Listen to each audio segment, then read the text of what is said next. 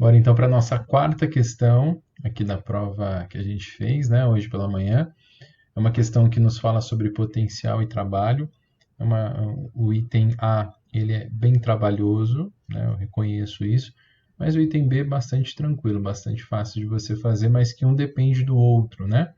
Aqui eu chamo sua atenção de que existem dois modos de resolver esse exercício. Um modo com uma aproximação, porque veja, aqui eu falei para você, e aí eu já vou começar falando sobre isso, que são vértices de um triângulo equilátero de lado 40, né?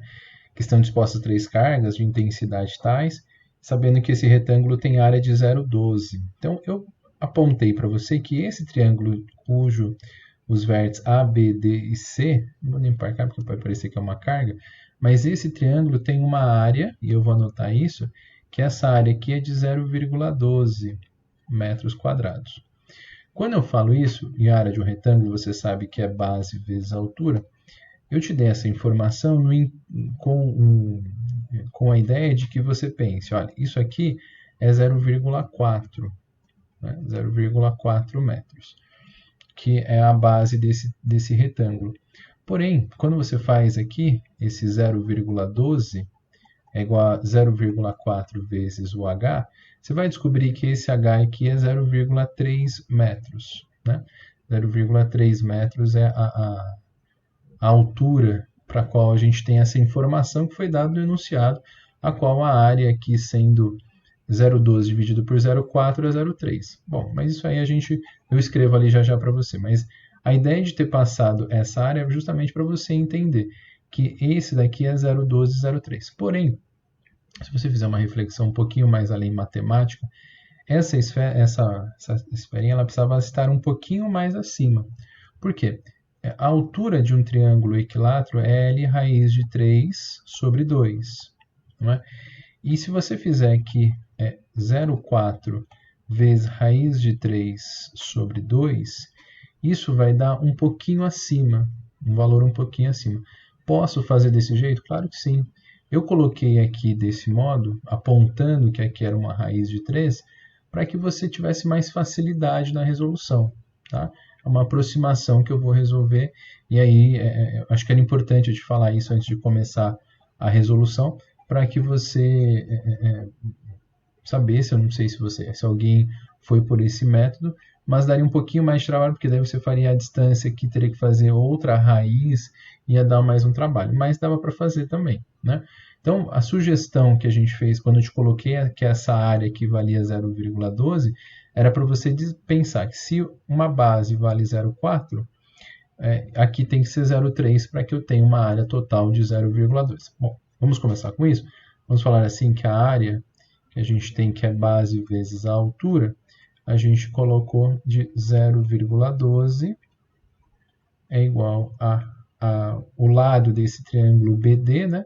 Vai ser 0,4 vezes a altura. Se você dividir aí 0,12 por 0,4, esse valor dessa altura deve ser de 0,3 metros. Tá? Então, esse é o resultado aí que a gente espera que você encontrava essa distância. Né? Então, vai ter uma discussão que eu tive com o Arthur, que era a respeito dessa altura desse triângulo equilátero que não estava coerente com o tamanho. Mas aí eu conversei com ele, quem de repente teve essa ideia de usar essa altura do triângulo equilátero, que é L raiz de 3, não vai dar 0,3 metros. Mas isso ia trazer uma dificuldade muito acentuada para o exercício, e a gente pode colocar esse valor aqui com 0,3 sem problemas. Tá bom? Mas vamos lá. Então, o que ele quer saber? Ele quer saber o potencial resultante pelas três cargas nos pontos A e C. Bom, quando você faz isso, aqui, não sei se você já consegue enxergar, ele abre aqui para você uma diagonal aqui que vale 0,5. Esse lado aqui que eu acabei de desenhar aqui, a gente sabe que isso aqui é 0,5 porque forma um triângulo equilátero aqui. Né? E aí, a partir disso, a gente pode montar as relações. Bom, vamos achar então o potencial resultante no ponto A. Ele vai ser dado pelo potencial no ponto A pela carga B, mais o potencial no ponto A pela carga E, mais o potencial no ponto A pela carga D. São essas três cargas que podem influenciar nesse potencial. Então vamos começar pelo potencial aqui da carga A, né? Aliás, do potencial da carga B no ponto A. Então, primeiro, a gente precisa lembrar que para fazer isso, a gente encontra por K, Q sobre D. Essa é a equação. KQA sobre D. Vou chamar de dBA. Aí o segundo é novamente K, que agora é uma carga E, vezes dividido por uma distância de E até A. Mais, por último, a K, que D, né, sobre a distância de D até A. Pronto. Eu não vou colocar sinais negativos, né? Aliás, não vou colocar módulo, porque o potencial não usa o módulo, e apenas substituo os valores. Então, o potencial em A, ele vai ser dado por AI9 vezes 10 a 9, vezes a carga QA aqui, ela tem um valor, aliás, carga QA não, a carga QB, né? Porque QA aqui é QB. O A é o ponto, não a carga. Então, a carga QB, ela tem uma intensidade aqui de mais 3 vezes 10 a menos 8.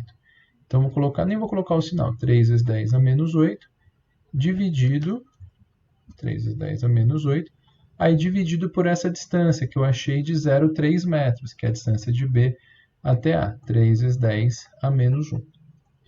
Mais, agora olha a carga de E até A. Aqui vem aquela discussão, se de repente você usou que a altura do triângulo equilátero estava um pouquinho mais acima, você teria que fazer esse outro triângulo equilátero. Mas eu acho que dificilmente você tenha feito isso, por causa de dar um trabalho muito grande. Se você fez, eu aceitarei sem problemas. Mas aqui a gente tem uma distância na metade, né? Então a metade aqui é de 0,2. Então 9 vezes 10 a 9, vezes a carga aqui de E é mais 2, então é 2, né? Vou colocar sinal, parênteses, porque não tem sinal negativo, 2 vezes 10 a menos 8, e a distância aqui é de 2 vezes 10 a menos 1. Esse 2 vezes 10 a menos 1 vem da metade da distância aqui, ó. Ele corta no meio, esse por se tratar de um triângulo equilátero. Aí o último, aí o ponto C, ele tem uma distância, do ponto D, né? Do ponto D até o ponto A, eu tenho uma distância de 0,5, triângulo equilátero, né? Triângulo retângulo, que é a qual a gente tem um dos catetos valendo 0,4, o outro cateto valendo 0,3, a hipotenusa só pode valer 0,5. É o triângulo 3, 4, 5, multiplicado por 0,1, né? Bom, mas aí a gente vai colocar esse valor, vai ser 9 vezes 10 a 9. O valor da carga QD é de menos 3 vezes 10 a menos 8, dividido, aqui é bom colocar um sinalzinho em parênteses, né? Vezes aí 5 vezes 10 a menos 1. Muito bem. Então, vou fazer mais para cá que vai faltar espaço. Potencial em A vai ser dado, posso cortar esse 3 com esse 3. Esse valor aqui vai dar 9 vezes 10 a 9, vezes 10 a menos 8, dá 10 a primeira. O 10 passa para lá, isso vai dar 900 volts, o primeiro. Esse daqui vai cortar 2 também, vai dar do mesmo jeito 900 volts. Mais, aqui o menos, né? Mais, vou colocar menos. Isso vai ser, ó, esse valor vai ser 9 vezes 10 a 9 vezes menos 3 dá menos 27, né? Menos 27 dividido por 4, por 5, isso dá 5,4.